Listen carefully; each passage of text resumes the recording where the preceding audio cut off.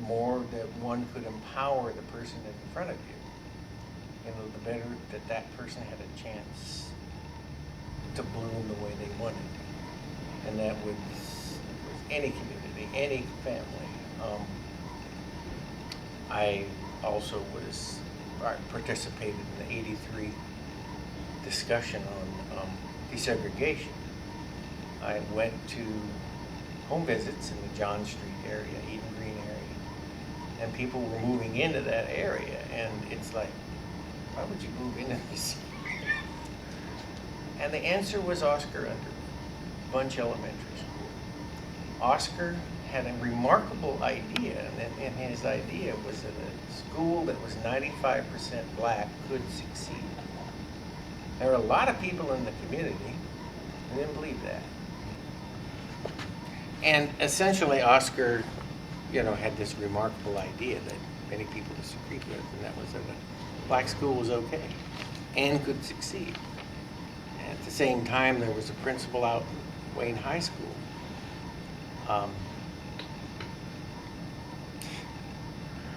Gene White. Gene White, thank you. Who had the crazy idea that parents ought to come to school on registration day and be a part of their kids' plans.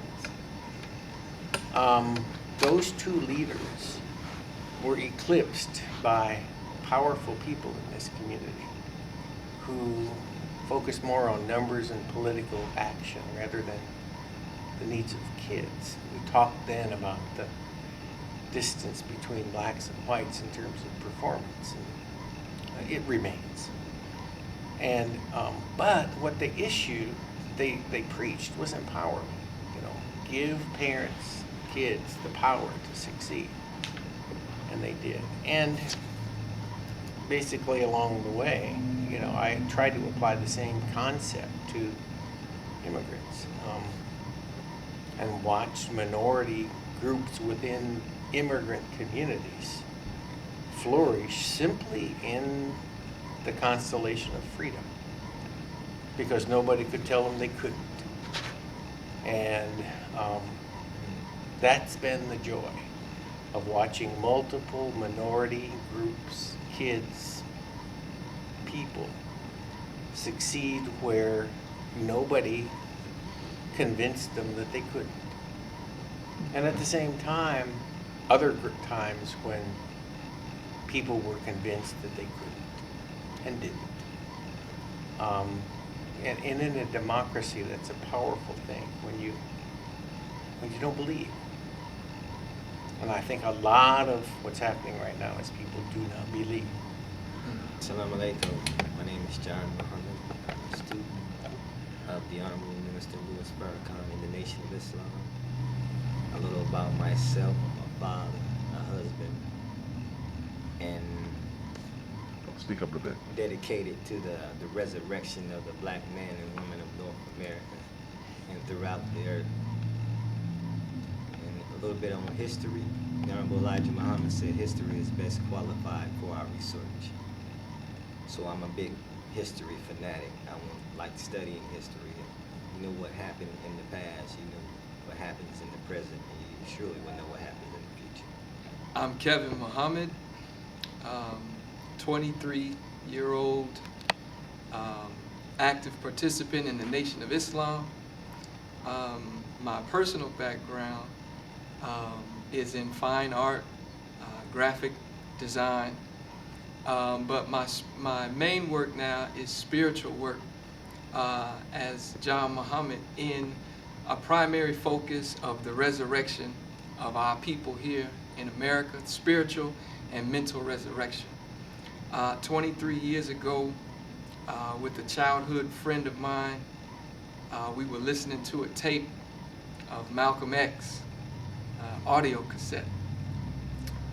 And in listening to that cassette tape, something happened to me.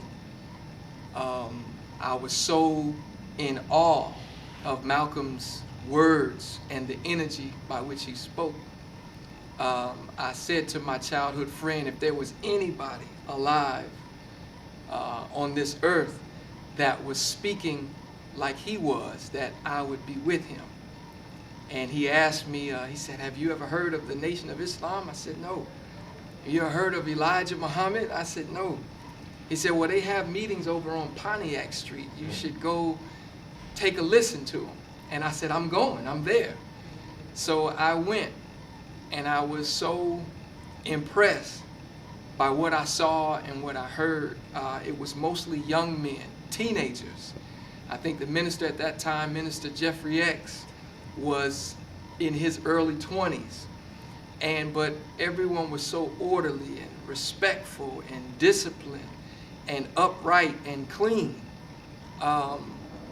What I saw and what I heard impressed me so much that I knew that day that the Nation of Islam and its teachings was going to be a part of my life for the rest of my life, and that was 23 years ago.